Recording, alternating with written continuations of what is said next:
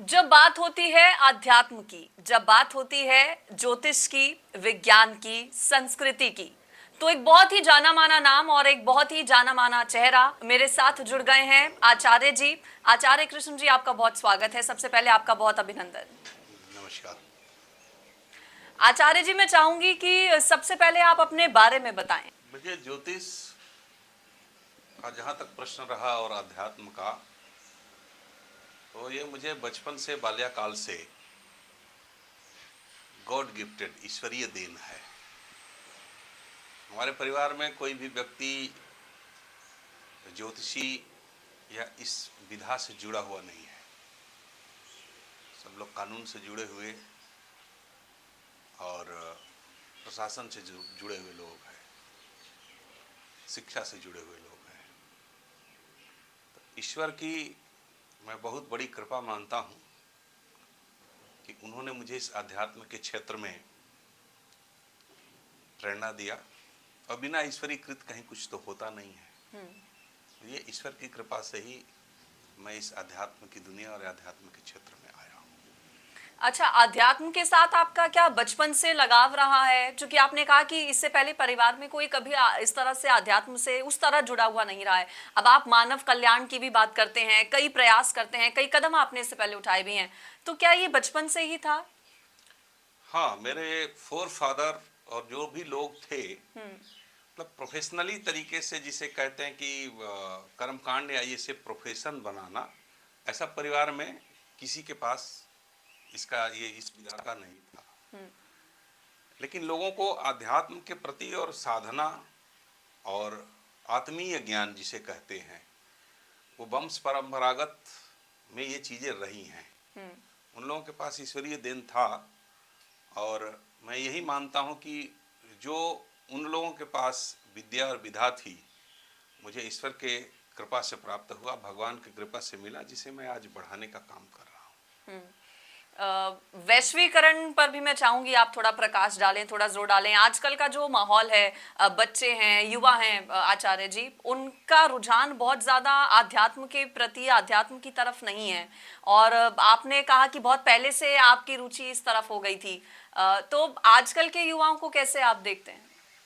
देखिए, इसका सबसे बड़ा कारण यह है कि हमारे ऋषियों मनीषियों ने जो धर्म ग्रंथ दिया हम लोगों को, और जिसका उन्होंने उत्पत्ति किया, आधुनिक होड़ में, वैश्वीकरण में, संपूर्ण विश्व में चाहे कितना भी लोग कमर्शियल हो जाएं, जो लोग ये कहते हैं कि हम अध्यात्म को नहीं मानते, या हम अध्यात्म से हमें रुचि नहीं है, या यह है कि हिंदू मैथोलॉजी है, इसमें हम जाना नहीं चाहते हैं, और पूरी भरमार लगी हुई है। लोग जो है आज के डेट में BBA, MBA, BCA, doctor, engineer, राजनेता या गवर्नमेंट सर्विस में जाना पसंद करते हैं, यूपीएससी आदि की तैयारी करते हैं। ये सब करना चाहिए, अच्छी बात है। लेकिन इन सब विधाओं में जाने वाला व्यक्ति भी, और जो इससे परे व्यक्ति है, वह भी, अध्यात्म की सबको जरूरत है। युवा इसलिए भटक गए हैं क्योंकि मैं ये दावे के साथ कह सकता हूं कि मैक्स मूलर, ब्रिटिशर्स और मुस्लिम आक्रांताओं के द्वारा हमारे धर्म संस्कृति का प्रचार प्रसार जो है वो कम किया गया, और ये एक कह सकते हैं कि कोमे में चली गई, या यह सिमट करके रह गई। तो इसके लिए काफी हद तक आचार्य और उस समय के शिक्षाविद भी जिम्मेदार हैं, जिन्होंने युवाओं को बिल्कुल नहीं बताया कि तुम्हारी धर्म क्या है, संस्कृति क्या है, आपके संस्कार क्या हैं। तो मैं यही चाहूंगा कि हर घर में हर व्यक्ति जो है अपने बच्चों में अपनी भारतीय परंपरा का, भारतीय संस्कृति का, ऋषियों मनीषियों के द्वारा बताए गए मार्ग का अनुकरण करना, तथा उन मंत्रों को, उन शक्तियों को समझना कि सच में हमारा अखंड भारत क्या था, हम कौन हैं, और हम कहां से आए हैं, और हमको इस संसार सागर में जीना कैसे है। चूंकि आचार्य जी आप मानव कल्याण के लिए भी काम करते हैं, और जो मैं पढ़ रही थी आपके बारे में, तो मानव कल्याण को लेकर आपने कई कदम उठाए हैं कि मानव का कल्याण हो। कितनी जरूरत समझते हैं आज के समय में मानव कल्याण, सभी के मन में ये भाव हो? और आप कह रहे हैं कि इसके लिए पहले के जो लोग हैं जिम्मेदार हैं। अगर उस तरीके से सिखाया पढ़ाया गया होता युवाओं को या उस वक्त की पीढ़ी को, तो फिर आज हालात कुछ अलग होते। हाँ, क्योंकि जो युवा भटक रहे हैं उसके पीछे कारण क्या है? संस्कृत में एक शब्द आता है कि संसरिते इति संस्कारः। संस्कार मनुष्य को उसके माता पिता द्वारा और बचपन से प्राप्त होता है। इसके साथ साथ उस मनुष्य का पूर्व जन्म का जो संस्कार लेकर के आया वह भी जुड़ता है। तो हम सिर्फ जो है माता पिता को और समाज को ही दोषी नहीं कह सकते हैं। जो व्यक्ति समाज में रह रहा है इसके लिए काफी हद तक सभी लोग जिम्मेदार हैं। और मानव कल्याण का जहां तक प्रश्न रहा तो सिर्फ वाक्यांशों से कह देने से मानव का कल्याण नहीं होगा कि बातों से मैंने उनका कल्याण किया, मैंने ये वस्त्र दे दिया, मैंने उनको ये जमीन दान दे दिया, मैंने उनका ये धन दान दे दिया। इससे मानव कल्याण तो भौतिकवादी वस्तुओं का हो जाएगा कुछ समय के लिए, लेकिन अगर सच में मानव का कल्याण करना है तो हर युवा और युवती को मानसिक दृष्टिकोण से उनको स्ट्रांग बनाना पड़ेगा। ह्यूमन वैल्यू क्या है, मानव पहले हम क्या है, मानवीय मूल्य क्या है और मानवता क्या है, इसको पूर्ण रूपेण शिक्षा देना पड़ेगा। और जो कि हमारे गुरुकुल और ऋषिकुल परंपरा ही दे सकती है। वैश्विक स्तर पर आज भी चाहे विश्व का कोई भी देश हो, अमेरिका, इंग्लैंड, जर्मनी, जापान, आजकल होड़ लगी हुई है। भारत के लोग अपितु विश्व के कई जो भी लोग हैं वो सब लोग बाहर भेजते हैं अपने बच्चों को पढ़ने के लिए और कहते हैं कि हमारा बच्चा वहाँ से पढ़ करके आया है। वो बाहर भेजें, बच्चों को पढ़ाएं, साइंस पढ़ाएं या कोई भी विद्या पढ़ाएं, लेकिन उसके साथ साथ हमारी भारतीय संस्कृति, हमारी सनातन की संस्कृति सबके अंदर सन्निहित होनी चाहिए। और बिना सनातन को जाने, बिना भारतीय संस्कृति को समझे पूरे विश्व में कभी भी किसी का कल्याण नहीं हो सकता है। सनातन का चूंकि आपने आचार्य जी जिक्र किया, आजकल आपने खबरों में, मीडिया में बहुत ज्यादा देखा होगा कि कई राजनीतिक पार्टियां, कई बड़े नेता सनातन को एक बड़ा मुद्दा बनाकर और सनातन को गाली देकर सोचते हैं कि हम आगे बढ़ेंगे। सनातन एक राजनीतिक मुद्दा कैसे हो सकता है? देखिए, सनातन का पहला नंबर तो शाब्दिक अर्थ क्या है लोगों को पता नहीं है। और सनातन को राजनैतिक दृष्टिकोण से या अनदर संप्रदाय के लोगों के द्वारा, जो अन्य अन्य संप्रदाय को मानने वाले हैं, पहले नंबर तो जान लें कि जो सनातन है यही सर्वोपरि धर्म है। इसके अलावा उससे से निकला हुआ, चाहे वो मुस्लिम समाज के लोग हों, चाहे वो सिख समाज हो, जैन समाज हो, क्रिश्चियंस हो, ये जितने ये एक संप्रदाय हैं, ये धर्म नहीं है। मूल रूप से वैष्णव धर्म सनातन समस्त धर्मों के उत्पत्ति का कारक है और यह सर्वोपरि है। वो एक विचार है।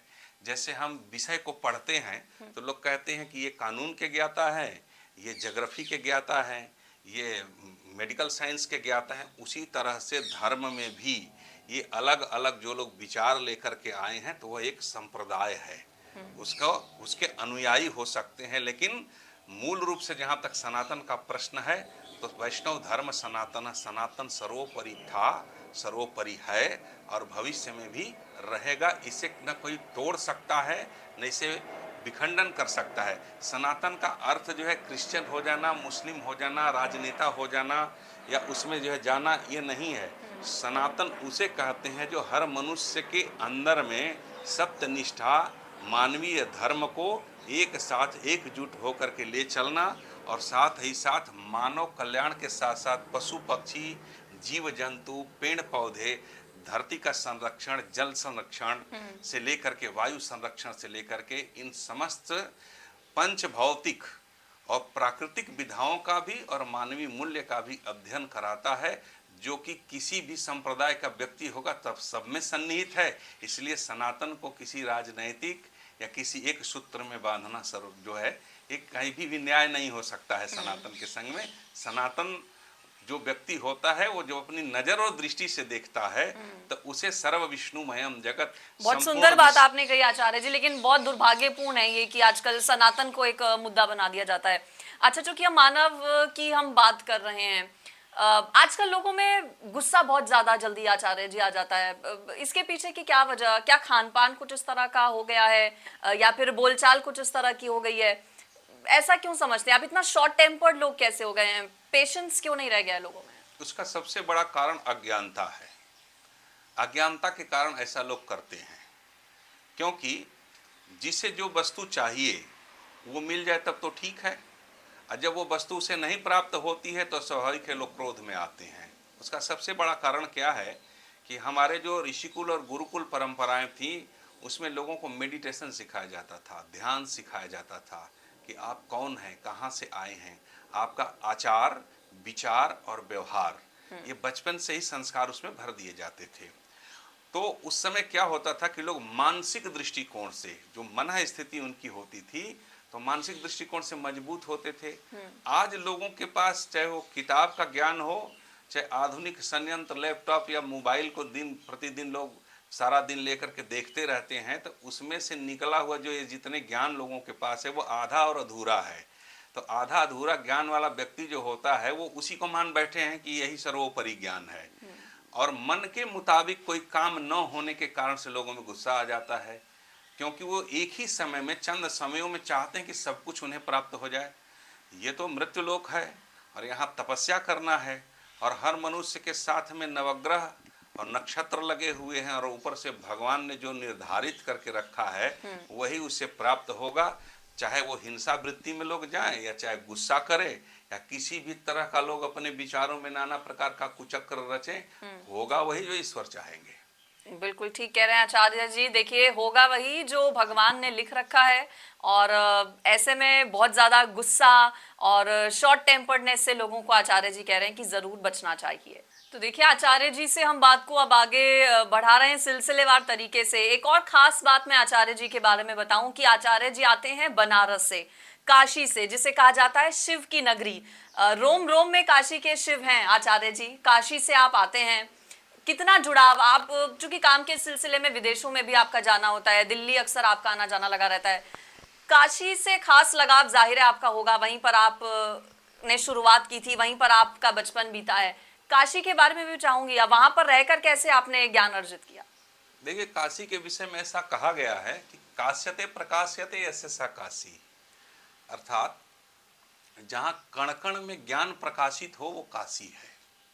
वहाँ ज्ञान खोजने की जरूरत नहीं पड़ती है, और हर कंकड़ कंकड़ वहाँ का शंकर है। जिधर भी जाइए, जिसे लोग अगर ये समझते हैं कि वो पढ़ा हुआ व्यक्ति नहीं है, तो घाट के किनारों का मलाह हो या रास्ता में चलता हुआ व्यक्ति, उसको भी देवाधिदेव महादेव और माँ अन्नपूर्णा, माँ पार्वती, उनके अंदर भी उनके विचारों में कुछ न कुछ ज्ञान अवश्य प्रदान करके रखी हुई है। काशी मुक्त नगर है, क्योंकि सारे भगवान राम के जीवन से भी जुड़ा हुआ 3 नगर था। विषयी साधक सिद्ध सयाने, ऐसा मानस में उल्लेख मिलता है। तो विषयिक नगर लंका है, और साधक नगर अयोध्या है, सिद्ध नगर जनकपुर है। जबकि काशी की बात आती है तो काशी मुक्त नगर है। वहाँ सभी लोग मुक्ति को प्राप्त करने के लिए आते हैं, और अन्य नगरों से, संपूर्ण विश्व के जो नगर हैं उससे काशी एक अलग है, जिसके विषय में हम जितना भी बोलें उतना ही कम होगा, क्योंकि वहाँ ज्ञान के जो मूल रूप से अधिष्ठात्री देवी माँ पार्वती और भगवान शिव विराजते हैं, और सभी के अंदर में वो प्रेम, सहिष्णुता, दया का भाव और मुक्ति का वो धाम है। अलग अलग शास्त्रों की आचार्य जी बात होती है। ध्वनि शास्त्र, मैंने सुना है ध्वनि शास्त्र में आपकी मास्टरी है। आजकल हम देखते हैं कि गुमराह करने की भी एक लोगों को कोशिश की जाती है। बहुत से ऐसे लोग होते हैं जो कि लोगों को मिसलीड करने की कोशिश करते हैं, लेकिन ध्वनि शास्त्र के बारे में लोगों को बहुत ज्यादा कभी कभी ज्ञान नहीं होता। मैं चाहूंगी कि आप जो व्यूअर्स हैं उन्हें बताएं ध्वनि शास्त्र क्या है। देखिए, दुनिया में अलग अलग बहुत सारे विधाएं हैं। 18 पुराण, 4 वेद, उपनिषद, और उनके भी उपशास्त्र जो उत्पन्न किए गए हैं। शास्त्रों से जो अन्य भी शास्त्र लोगों ने उत्पन्न किया, अलग अलग ऋषियों ने जो मूल शास्त्र हम लोगों को दिया।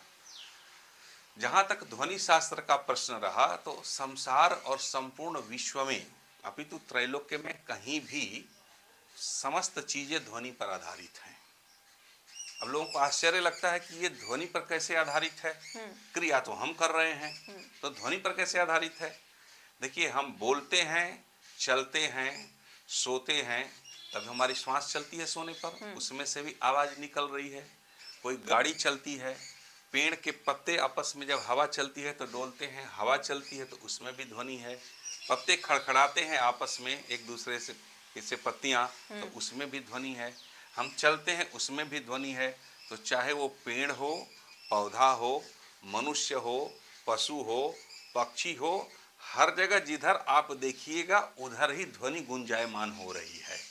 शास्त्र में कहा गया है कि शब्द गुण कमाकाशम आकाशम भवति, अर्थात जहाँ जहाँ ध्वनि है वहाँ वहाँ आकाश है। तो ज्योतिष का प्रश्न जब रहा तो ज्योतिष में लोग हस्तरेखा, मस्तिष्क रेखा, पाँव की रेखा, date of birth, birth time, birth place या थंब इम्प्रेशन के माध्यम से सामुद्रिक विद्या शास्त्र को अलग अलग ज्योतिषी लोग अपने अपने ज्ञान के अनुसार इस विधा को बताते हैं।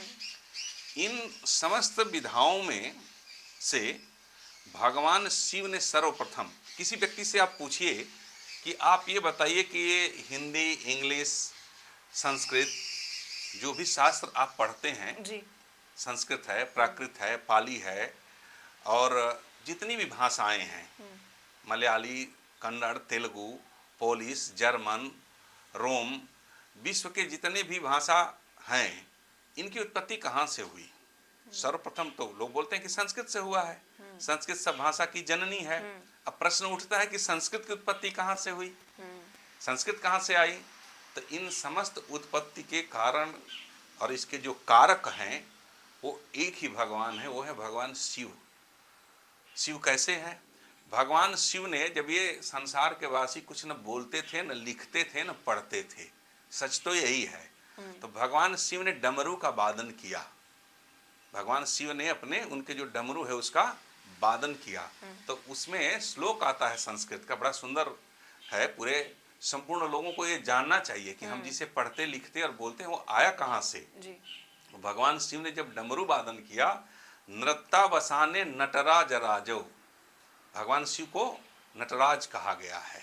नृत्यावसाने, जब वो नृत्य कर रहे थे आनंद के साथ आत्मविभोर हो करके, तो उस समय नृत्यावसाने नटराज राजो ननाद ढक्का नवपंच बारम, 9 और 5 बार उन्होंने डमरू का वादन किया। उसमें से 14 माहेश्वर सूत्र निकले। अयुण रिलरिक एवं अयोज हैवरट लण यम गणनम जबय गणदस जब गणदस खप चटट चटतो कपय सक्सर हल, ये डमरू से निकला। इसीलिए उसको क्या कहा गया? इति माहेश्वराणी, यह माहेश्वर के द्वारा निकला हुआ सूत्र है। और इसी सूत्र से संपूर्ण विश्व के लोगों को संस्कृत प्राप्त हुई, संस्कृत भाषा की उत्पत्ति हुई। फिर लोगों ने जो है बोलना, लिखना और पढ़ना सीखा। उसी में से ये जो ध्वनि शास्त्र है, जिसके माध्यम से कोई भी संगीतज्ञ हो या कोई भी व्यक्ति हो, संगीतज्ञ इंस्ट्रूमेंट के माध्यम से बजाता और गाता है, और गायन के माध्यम से लोग कहते हैं, बोलते हैं, चलते हैं, परंतु उत्पत्ति का कारक कौन हुए? देवाधिदेव महादेव। और महादेव की नगरी से आप आते भी हैं, तो इससे ज्यादा और क्या अच्छी बात हो सकती है। मैं चाहूंगी कि ये क्या संदेश आप देना चाहेंगे व्यूअर्स को, हमारे आजकल के युवाओं को देखते हुए, आजकल के लोगों को देखते हुए, छल कपट सब चाहते हैं कि हम ही सिर्फ आगे बढ़ें एक दूसरे की काट करके। क्या संदेश आप ऐसे में लोगों को देना चाहेंगे आचार्य जी? मैं संपूर्ण विश्व को और खास तौर से युवा और युवतियों को एक ही संदेश देना चाहूंगा कि आप आधुनिक होड़ में, वैश्वीकरण में, आधुनिकता में रहिए, परंतु अपनी जो संस्कृति है, जो मूल उसका स्रोत है, जो अपने संस्कार हैं और जहाँ से हमारी सनातन की परंपरा है, उससे जुड़ करके रहिए। तो ये जो मानसिक विक्षिप्तता है और तरह तरह का लोग आजकल आकुल व्याकुल हैं, तो ध्यान में जा करके, इस प्रकार से भगवान शिव हमेशा ध्यान में बैठे रहते हैं, तो चंद मिनट ही सही सभी युवा युवतियों को ध्यान करना चाहिए, संस्कार युक्त होकर के रहना चाहिए। अपनी संस्कृति, अपने संस्कार और परंपरागत जो सनातन का शास्त्र है उसका अध्ययन अवश्य करना चाहिए। यानी कि मेडिटेशन पर आचार्य जी कह रहे हैं कि जोर देना चाहिए। बिजी स्केड्यूल है लेकिन कुछ समय निकालना चाहिए, उसमें मेडिटेशन जरूर करना चाहिए। भगवान की आराधना थोड़ी देर सही लेकिन जरूर करनी चाहिए, अपनी वैल्यूज को नहीं भूलना चाहिए। आचार्य जी बहुत शुक्रिया आपका हमारे साथ जुड़ने के लिए और चर्चा में शामिल होने के लिए। नमस्कार।